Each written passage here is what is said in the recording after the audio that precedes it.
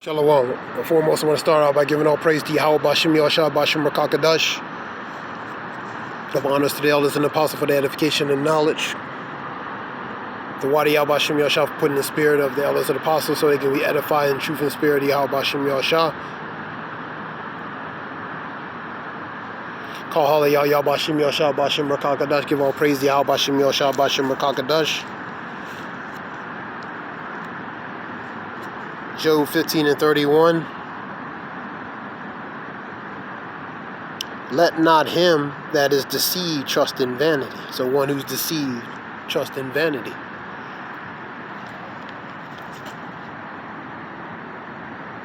For vanity shall be his recompense. And that's what he's gonna get in return for trusting in that. Go to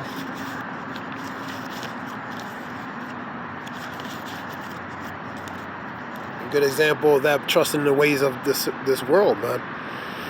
The foolishness, the buffoonery, trusting in that. Go with Isaiah 30:31. As Israel's trust in Egypt, that ended up being that shame and confusion to them, man. So that was that recompense. That recompense was that shame and confusion in them for trusting in something that wasn't what it seemed.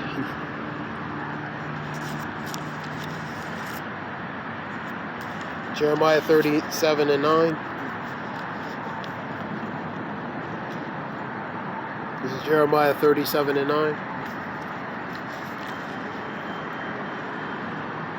Thus saith the Lord Yahweh, deceive not yourselves, saying, the Chaldeans shall surely depart from us, for they shall not depart. So, talk about back in that time with their enemies, their adversaries, man.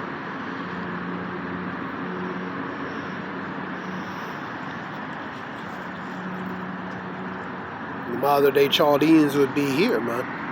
So trusting in them, man. Not trusting in them. Ecclesiasticus talk about never trust thy enemy. Never trust thy enemy as iron rusteth, so is his wickedness, man. So you can't trust your enemy, man. Your enemy is who he is, and he doesn't change. He can smile, put on a mask, a face, a front, but the intention of him is what he is, man. You can't change that. Let's go to I'm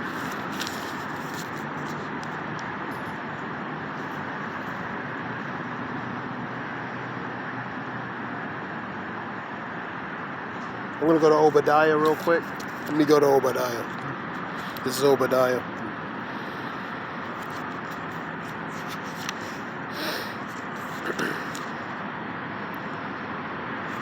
Obadiah.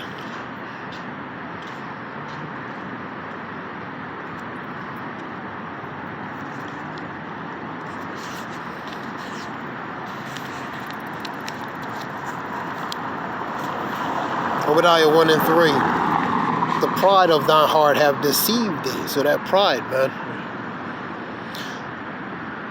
Thou that dwellest in the clefts of the rocks, whose inhabitants is high, and saith in his heart, who shall bring me down to the ground? Ultimately, that's talking about the one that the Lord has an indignation for. But you can use that. Some people had that pride enough. We use this example. Some people have a pride enough where they think their stuff don't stink, where they think they're above everybody else, man. So, and they think they can't be touched or be brought down. Now this verse talks about specifically the one the Lord has indignation for, which is the nation of Edom, man. So in his pride, which is his pride, he believes that he can't be brought down, and he sets himself like that eagle. The eagle is one of the highest birds that sail higher than all the birds. So symbolically, he represents like that eagle, man. So he soars high, he develops high. So he think he can't be brought down. And that's how some people of this world are. They're very prideful, man. They think they can't be touched or be brought down or be brought down to be humbled. We'll read that again. The pride of thy heart have deceived thee, though thou dwellest in the clefts of the rocks, whose habitation is high, that saith in his heart, who shall bring me down to the ground? So he's saying, who's going to bring me down? And symbolically, a lot of people had that mindset too as well. Let's go to, especially the ones who have position of power, prestige, celebridom, or celebrity status. Their nose is way up, man. Let's go to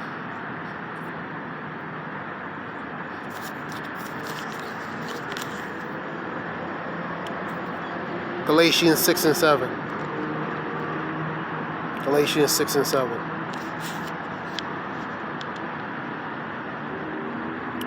Be not deceived, Yahweh is not mocked. So the Lord is not mocked, man.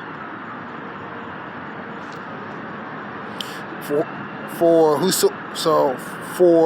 whatsoever a man soweth, he shall also reap. So wherever you put into it, that's what you're going to get out of it, man.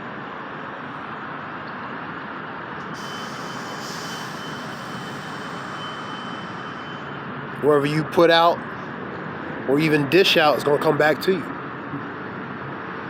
whether negative or positive or otherwise.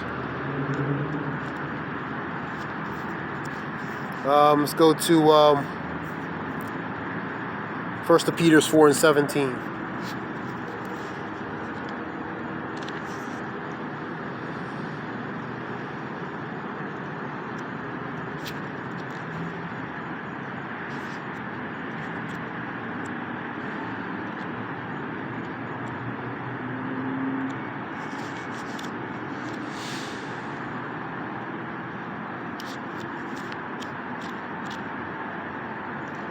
First Peter 4 and 17.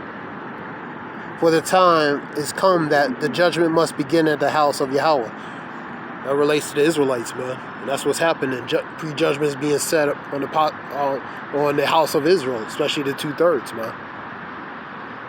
Different forms of judgment is being implemented for the Lord's created spirits of vengeance, man. Ecclesiasticus or Sirach 39:24. And those are to execute judgment, man. So, but ultimately, it begins at the house of Yahweh, man. It begins at the house of Israel, man. The house of Jacob.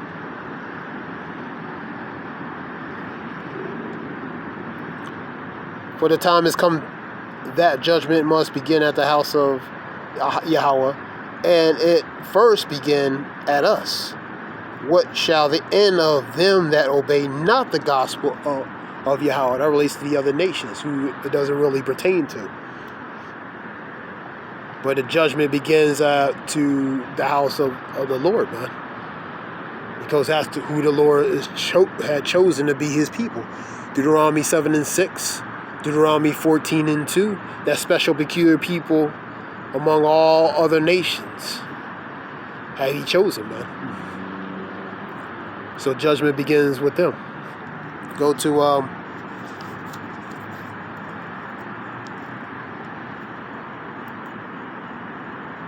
Matthew 12:36.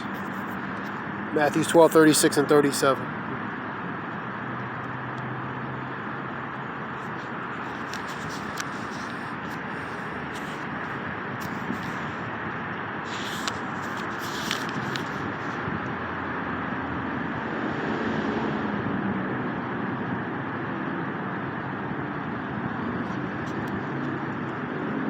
Matthew 12:36 and 37. But I say unto you, every idle word is pretty much a vain, empty word. But I say unto you, every idle word that men shall speak, they shall give account thereof in the day of judgment. So you're going to be held accountable for your words, good, bad, otherwise. 37. For by thy words thou shalt be justified, and by thy words thou shalt be condemned. So, by your words, is going to be justified or is going to be used against you, man. We're the saying of the world, You have the right to be. You have the right to remain silent. Anything you say can be used against you in the court of law.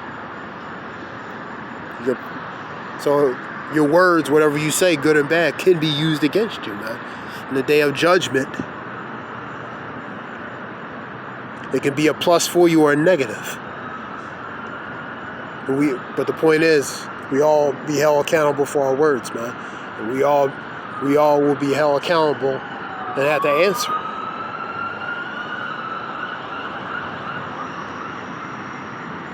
Go to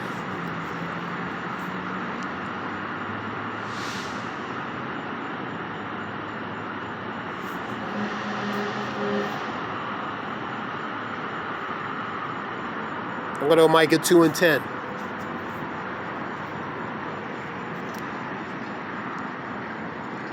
Micah 2:10.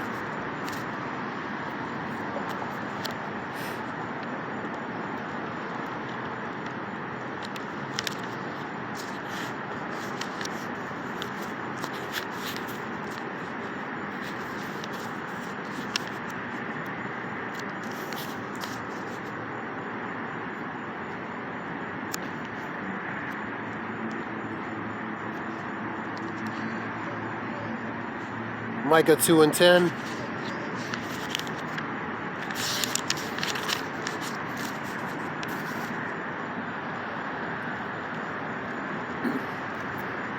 It's Micah 2:10. Arise, ye, and depart, for this is not a place of your rest.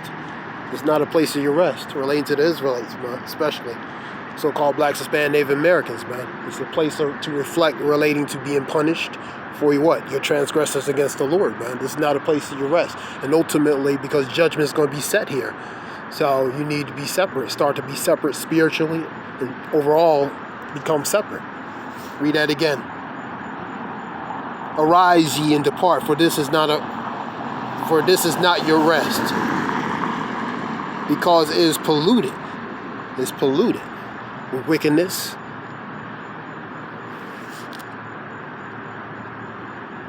It shall destroy you even with a sword of destruction. Because if you don't begin to separate, you're going to partake his judgment. So it's giving you a warning to begin to separate by repenting and doing what's necessary.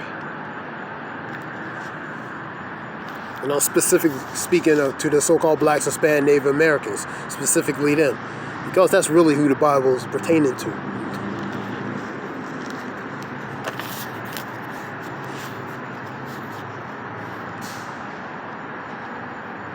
Second Timothy 2:4-6. I want to read that.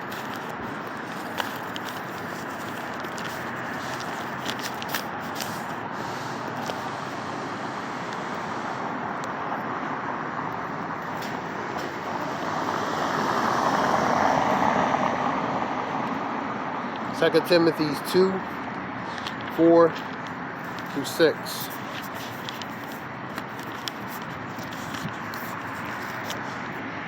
Second Timothy 2:4-6.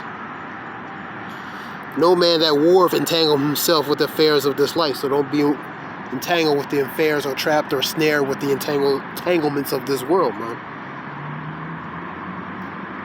That he may please him that have chosen him to be a soldier.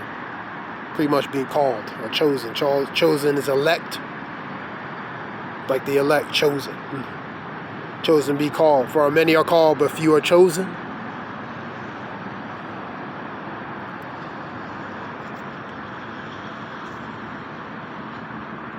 Five. If a man also strive for masteries, yet he is not crowned, except he strive lawfully. Let me read number Shalakia. Let me read 3. I'm gonna read it over again. Thou therefore endure hardness as a good soldier of Mashiach Yahushai. No man that warreth entangle himself with the affairs of this life, that he may please him who have chosen him to be a soldier.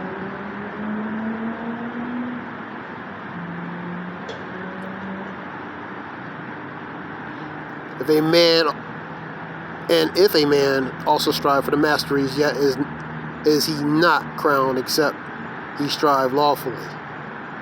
And the husbandman labor. Husbandman is one who plows or labors like a farmer. That labor must be first partake of the fruits. So labor in this truth, then getting to separate from the ways of the affairs of this life, man. Like I said, because if you don't, you're going to partake his judgment relating to Micah 2 and 10. I'm going to read 1 Corinthians 7:31.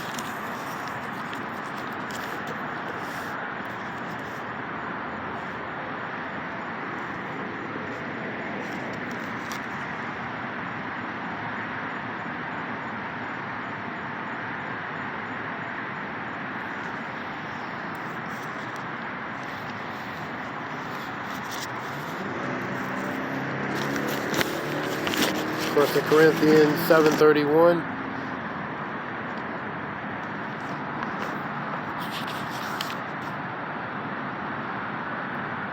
And they that use this world and not abusing it. For the fashion of this world passeth away. The fashion of this world, we use it for its purpose, but we don't overuse it, we don't abuse it. Because the fashion of it is going to pass, man. It's all temporary. Isaiah 40 and 8.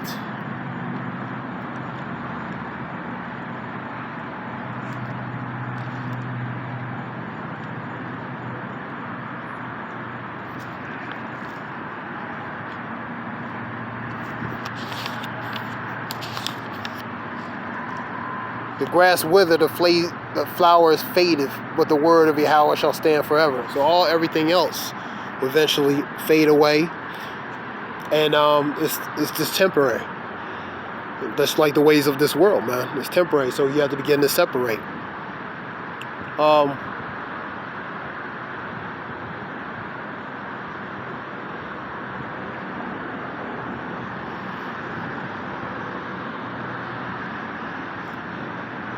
And 2/3 relating to specifically our people, they become so accustomed to the ways of this world, man. So they've been ingrained in mind for this is all they know. So beyond this, they know nothing, man. So Zechariah 13 and 8, 2/3 part will be cut off, 1/3 be left in. But 1/3 part will go through the furnace of fire of adversity, man. The 2/3 be cut off, man. Because they became Hellenized and took the customs of the heathen, man. So man. So on this side, they're from a spiritual aspect, they're considered as the heathen, like the other nations. Because majority of them are not going to be able to separate from the ways of this world, man. This was something short, a few verses. There's a lot of things that's going on all over the world. Major hurricanes, floods, different things, different places. Every day something goes on in different part of the world. So that's the times we're living in. I want to give all praise to Yahweh, Ba'Shem, Yahushai, Ba'Shem, Rakakadash. I hope it helps whoever listens in some way. Shalom. Thanks.